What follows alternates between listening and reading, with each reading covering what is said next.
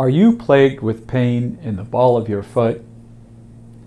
Pain in the ball of the foot, bottom aspect, at the base of your toes, may simply be due to a problem with the shoes you wear, the amount of hours you're on your feet, or the exercise that you're doing that lands on the ball of your foot. Discomfort here that fades away by the next day and only comes on with extensive use is one thing. But if you've developed fairly sudden onset of pain at the base of one toe, particularly at the base of the second toe, this discomfort may be a prelude to a much greater problem. When this area is inflamed on the bottom of the joint in the ball of your foot, we call that capsulitis. The capsule of the joint is the tissues that join the two bones together.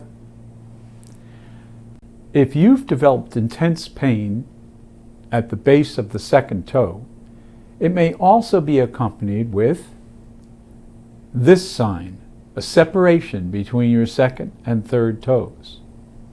In addition, the second toe may be elevated as well as moved over toward the great toe. Pain here starts to become constant throughout the day, no matter what your activity level is, and it's an early warning sign that the tissues may be on their way to tearing. You need to get off this kind of foot immediately and contact the office so that we may evaluate you and decide the best program of treatment for this problem. If you've developed this intense pain, in the early stages it may be treated by a simple taping and then using a splint that can be worn in a regular shoe. If the pain becomes more intense than that, it might require a short period in a walking boot. Once the inflammation in the foot is reduced, then treatment can be aimed at the long-term solution, which often relates to controlling or improving the balance of the foot mechanics.